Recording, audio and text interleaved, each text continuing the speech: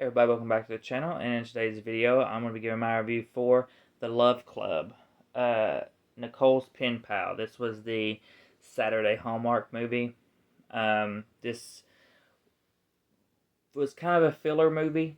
Let's be honest, this isn't on their official list of the films. This was one that premiered on their, I think it was their streaming service, the Hallmark Movies and Now. It premiered on that, all four of them. There's four of these movies. And I think they just didn't have nothing to stick in this slot, so they pulled the first one and threw it on here, or threw it on the main channel just for something for people to give us a Saturday movie. But this stars Brittany Bristow and Marcus Rosner. Brittany Bristow's character is starting to question her relationship, and so she wants to reconnect with this old pen pal that she had. So she calls up an old group of friends that they ended up calling themselves the Love Club. And they were always supposed to kind of be there for each other. They became best friends.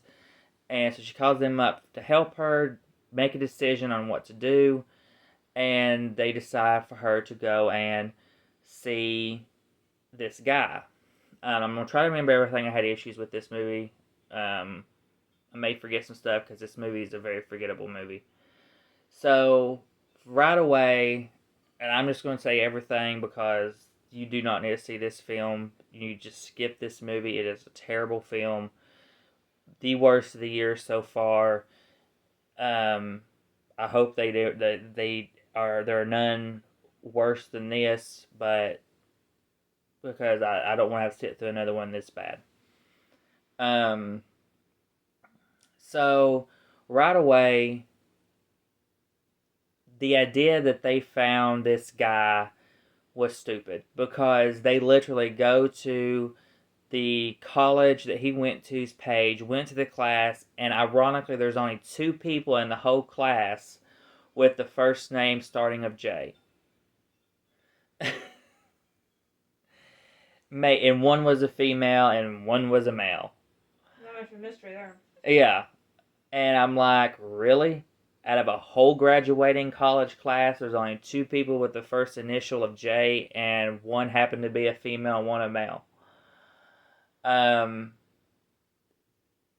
So she ends up calling and somehow pushes back, because the guy works for this, I think it was like a hotel service or something, and they're having like redecorating.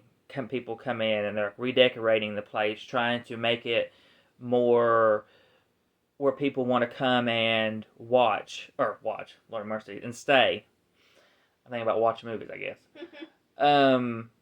So she ends up calling and somehow pushing this crew back a week so she can jump in and try to take over the job so she can meet this guy. Made no sense to me. How do you even do that? You would think only person that could do that would be the guy that set it up, or one of the owners of this place. And somehow she manages to push it back and get a week with him. And then once they're there, and we find out, we see the guy. This movie, basically what we're used to getting, happens within the first hour of the film. After that first hour, you're thinking, well, this movie should be over. But it's not. We still have an hour left with all the commercials and stuff. For which one? The Love Club, Nicole's Pen Pal. Hallmark? Mm. Good God. An hour through and you're still not almost done with that thing? Well, it sets it up like normally we would be with the way the story went. they finished our usual type of storyline within the first hour, which I did not like. And then, huh? It felt rushed. It felt rushed and it felt overdone. They did too much with this one, and I hear that a lot. no, not with Hallmark. Um, so once we get to the guy, we realize that we find out that yes, he was her pen pal, but he was not the one that wrote the letters. He wrote the first letter, but not the rest of them. He got somebody to do it for him. So she gets mad when she finds that out. So his idea to try to smooth the situation over is to hire a massage healer person to pretend to be the person that wrote the letters. So she thinks that so she can meet this person and realize that she is supposed to be with Marcus Rosner's character. So basically, he added a lie onto a lie, making him a somewhat unlikable character. Um, that backfires, obviously. Um, there's a storyline with Rosner's character where he claims he didn't write it because he had dyslexia, but they give us no backstory on did he overcome the dyslexia, does he still have it, how did he overcome it, nothing. It's just, oh, I had dyslexia, so I couldn't write the letters. Well, okay, but did you overcome it? Do you still have it? How did you overcome the Well, you don't ever dyslexia? get rid of it, but it's something you can learn how to manage. Yeah, but I'd like to know how he did. Like he Yeah. could have said I had it, but then I went to therapy or something, and they helped me overcome it, so I do better now, or something. But they don't give no details like that. There was on the Kelly Clarkson show. One of the Avengers guys has dyslexia. Oh, some black guy. Anthony Mackie Yeah, I was saying Anthony Mackie. I was like, that can't be right. That don't sound right. But yeah, plays Falcon. Yeah. He said that he has dyslexia and he was doing horrible in school, and then he had this one teacher that came up with came up with a program specifically for him to see if it would help him. Ended up helping him, and now he loves all kinds of school stuff. So it makes a big difference when you have a teacher who cares. Yeah. Wish we could have known that for this movie if he had a teacher who cared.